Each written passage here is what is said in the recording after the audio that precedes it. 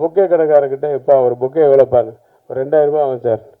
அப்படியா, எனக்கு வந்து 3 பொக்கே போதும். ஒரு பொக்கையில் எத்தனை பூ இருக்கும்? ஒரு 50 பூ இருக்கும்.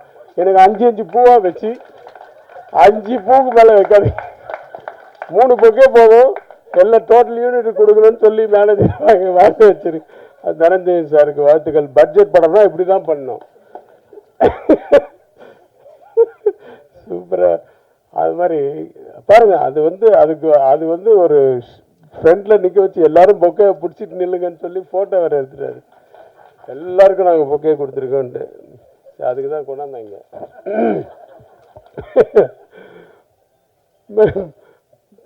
பணம் பேசும்போதும் அப்படிதான் எல்லாம் பட்ஜெட்.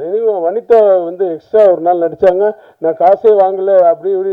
நான் கூட தான் எக்ஸ்ட்ரா நடித்தேன், எங்கே கொடுத்தீங்க? எனக்கு பேசுறதை விட ஒரு நாள் எக்ஸ்ட்ரா தான் நடித்தேன், அதுவும் மிட் நைட்டு வந்து நடித்தேன். அப்புறம் எப்படி பாருங்க, லாஸ்ட்லி அப்படி இருக்காங்க. இல்லை அவங்க ஒரே ஊருப்பா, அதனால சொன்னேன். ஏன்னா என் படத்தில் 2 பேரும் ஹீரோ ஹீரோயினா நடித்தாங்க. நான் அவனுக்கும் அப்பா, இவருக்கும் அப்பா, தனுஷுக்கும் அப்பா, நிறைய பேருக்கு அப்பாவை ஆக்கிட்டாங்க என்ன. ஸோ ரொம்ப சந்தோஷமாக இருக்குது இந்த நடிப்பு தொழிலும். ஆனால் போர் அடிக்குது எனக்கு. ஏன்னா நடிப்புன்னு வந்துச்சா கட்டுன்னு சொன்னால் போய் உட்காந்துருவாங்க, மைண்டு ஃப்ரீ ஆகிடுது. ரொம்ப போர் அடிக்குது, அப்படி இழுக்கும் தூக்கமாக. மறுபடியும் சார் ஷார்ட்டு கூப்பிட்றாங்க அப்படின்னா தான் மறுபடியும் வரும். ஆனால் டைரக்டர் ஆனால் ஒரு மைண்டில் இருக்கும் பாருங்கள், 1000 விஷயங்கள் இருக்கும் இல்லையா.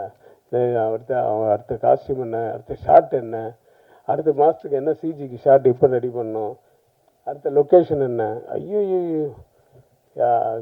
எல்லாமே மைண்டில் போட்டு அந்த சேம் டைம் வந்து எல்லாரையும் சமாளித்து பண்ணக்கூடிய ஒரு தொழில் அது டைரக்ஷன்ன்றது.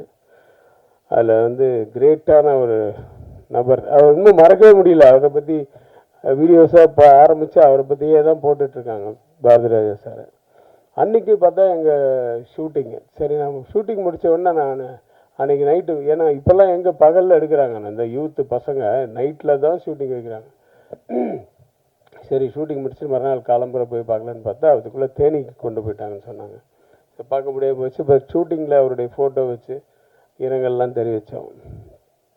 ரொம்ப கஷ்டமாக இருந்தது. ஏன்னா ஒரு இண்டஸ்ட்ரியே திருப்பி போட்ட ஒரு மனிதர், ஒரு இயக்குனர். அவருக்கு முன்னாடி நம்மளாம் ஒன்றுமே இல்லை. ஸோ அப்பேற்பட்டவர், அவருடைய ஆத்மா சாந்தி அடையணும். சௌத்ரி சார் ஆத்மா சாந்தி அடையணும். ராஜன் சார்